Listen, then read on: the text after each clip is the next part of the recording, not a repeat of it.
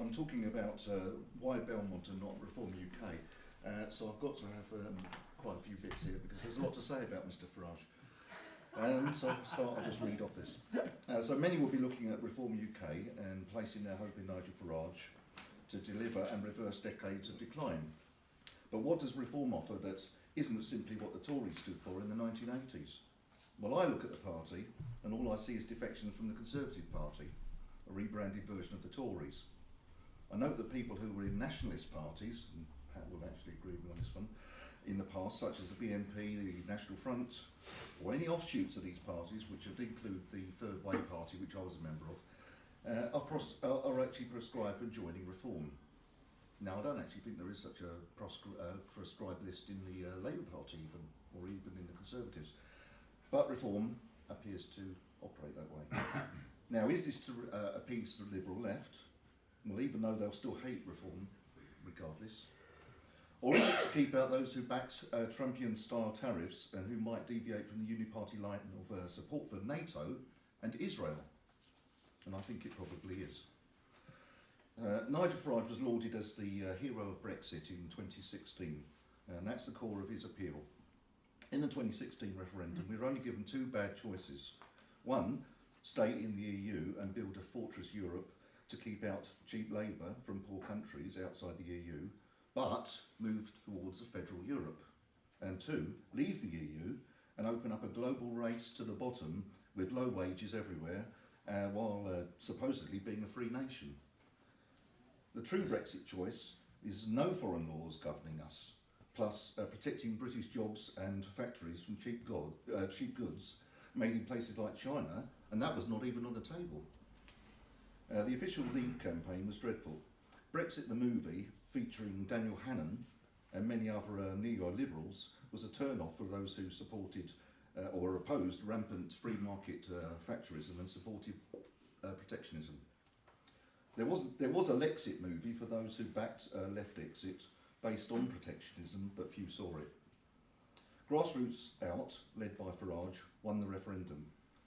Not the official campaign, which was the Vote Leave. That was a disaster. That was Boris.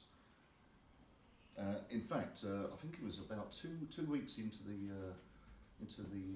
referendum, and they were talking about really that we were going to lose because of Boris Johnson, and then obviously Farage popped up and saved the day, inverted commas.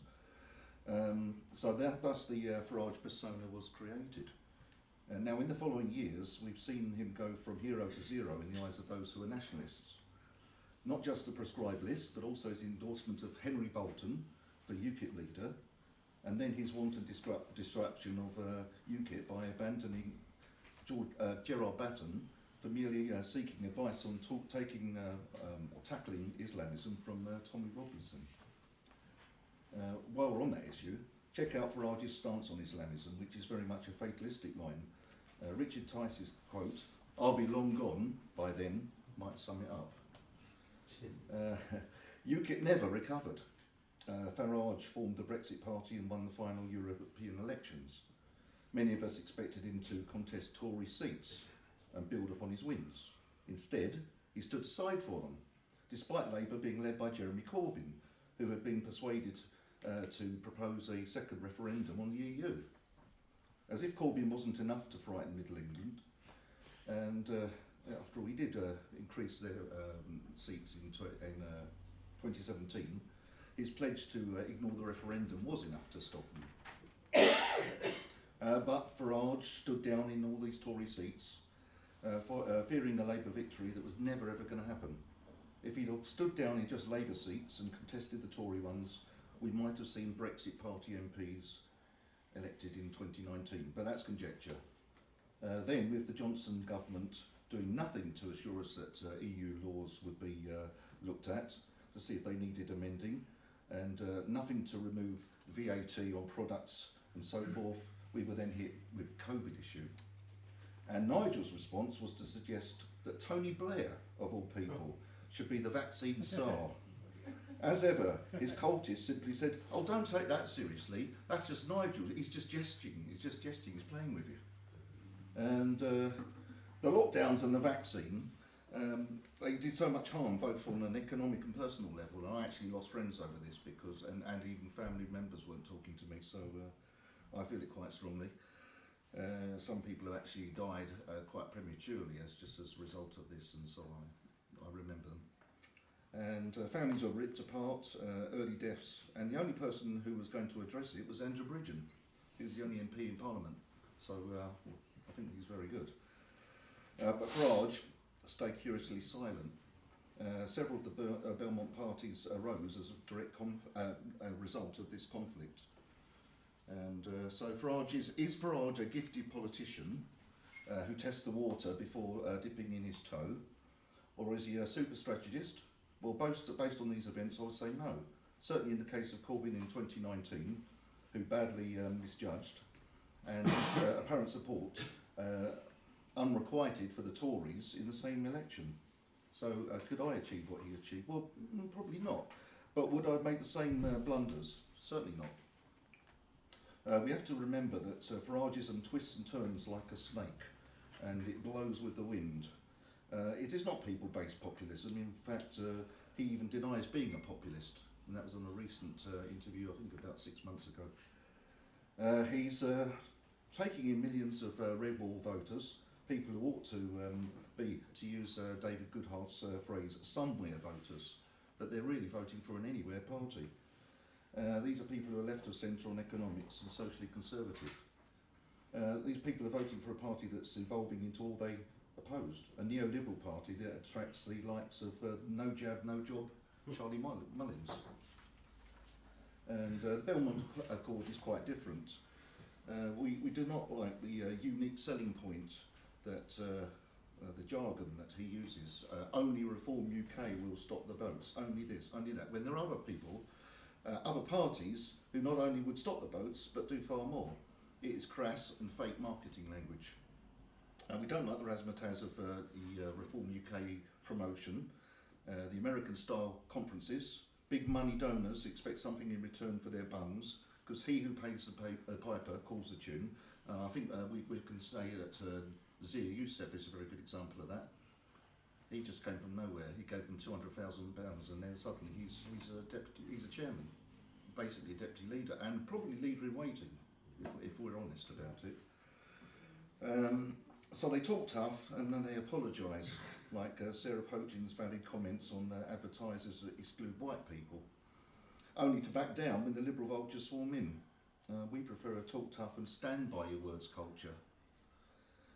And that leads to the merry-go-round of councillors due to Reform UK clamping down on the honest ones, who speak the truth about issues of concern, only to be discarded to appease people who hate the party anyway. And so, to conclude, their involvement in foreign policy, be it Richard Tice visiting Ukraine to support Tin Pot dictator Zelensky, or the myriad of I stand by Israel statements by Reform UK MPs on social media, despite the war in the region being nothing to do with us.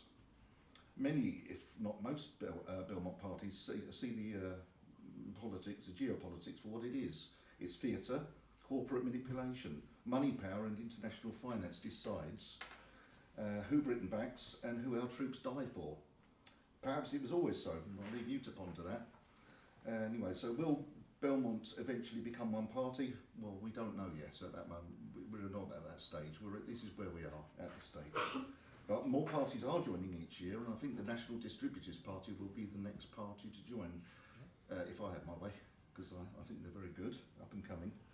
And so I just hope that this will be an expanding group, and I'm sure it will be. That's all positive. Certainly more positive than the We one. We will not speak to any other party's position of Reform UK.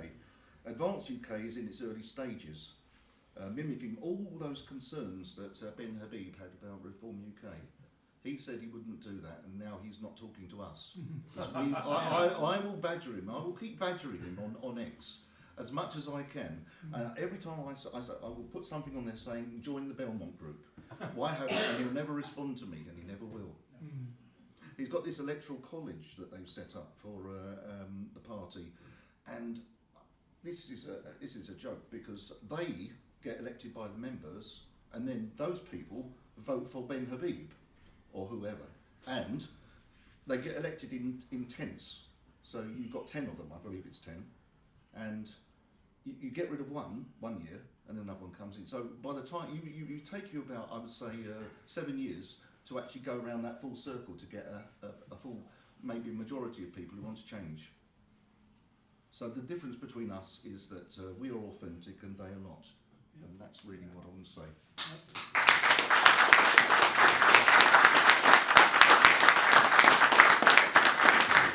Any questions about that?